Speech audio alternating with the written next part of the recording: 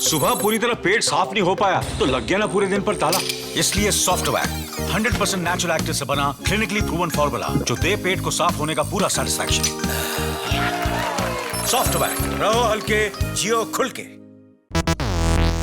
राज्यसभा के उपसभापति हरिवंश नारायण सिंह एक दिन के उपवास पर चले गए हैं, लेकिन क्यों, इसे जानने के लिए कृषि बिल की कहानी पर आइए। राज्यसभा में रविवार 20 सितंबर को कृषि बिल पास हुआ। इसके विरोध में विपक्ष के कई सांसदों ने संसद में हंगामा किया। नतीजा ये हुआ कि उपसभापति हरिवंश नारायण सिंह ने 8 सांसदों को निलंबित कर दिया गया था। वोटिंग पर भी सवाल उठे थे, राज्यसभा टीवी म्यूट कर दिया गया था, बिना वोटिंग के पास किया गया था। अब निलंबित हुए सांसद 21 सितंबर को संसद परिसर में धरने पर बैठे, वहीं लॉन में चादर बिछाकर रात गुजारी। 22 सितंबर की सुबह सुबह उपसभापति थर्मस में चाय और खाने का कुछ सामान लेकर पहुंचे। उन्हें चाय नाश्ता कराया।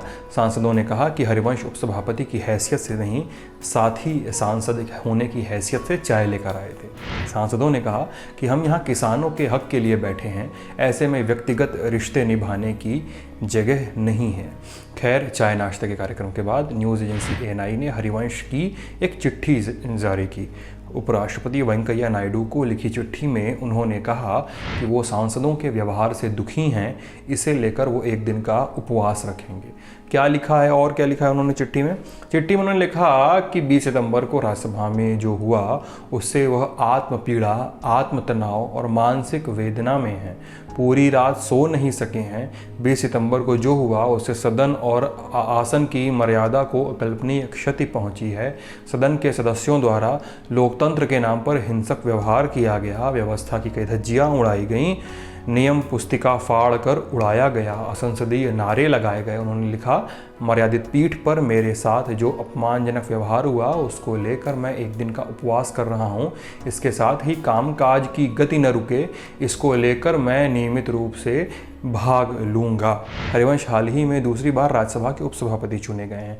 इससे पहले वो 2018 में उपसभापति बने थे। अप्रैल 2020 में राज्यसभा की उनकी सदस्यता खत्म होने के साथ ही उपसभापति का पद खाली हो गया था।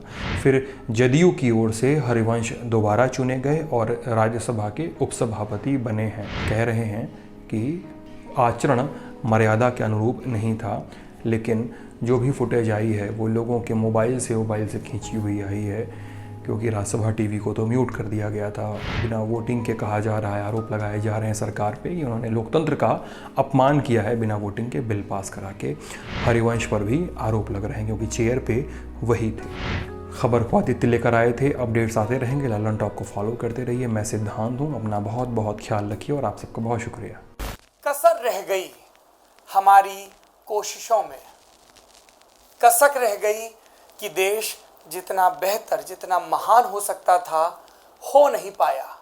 और एक कसम रह गई कि देश का जो कर्ज है उसे थोड़ा बहुत तो उतारना है। भावुकता का लबादा ओढ़कर बोलता तो यूं बोलता, लेकिन बात सीधी है तो सच्चे ढंग से आप तक कही जानी है। लल्लन टॉप लेकर आया है एक नया प्लेटफॉर्म, तेरा तुझको अर्पण। ये प्लेटफॉर्म उन सब भारतवासियों के लिए है जो भारत से दूर किसी दूसरे देश की जमीन पर हैं, कभी पढ़ाई के लिए, कभी नौकरी के लिए।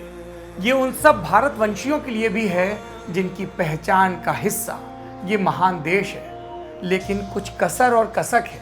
तो आइए कसम खाएं कि देश को बेहतर बनाएं। हमें आपसे चाहिए आपके हिस्से का ज्ञान, जो आप लल्लन टॉप के जरिए अपने देशवासियों के साथ साझा करें। ये मस्ती के पल भी हो सकते हैं जब आप कहीं घूमने जाएं और आपको लगे कि सिर्फ मेरे यार दोस्त और परिवार वाले ही क्यों, पूरा देश जाने इन नायाब चीज़ों के बारे में। ये पॉलिसी से जुड़ा, ज्ञान से जुड़ा कोई मसला हो सकता है। तो आइए और लल्लन टॉप की इस नई पेशकश तेरा तुझको अर्पण का हिस्सा बनिए।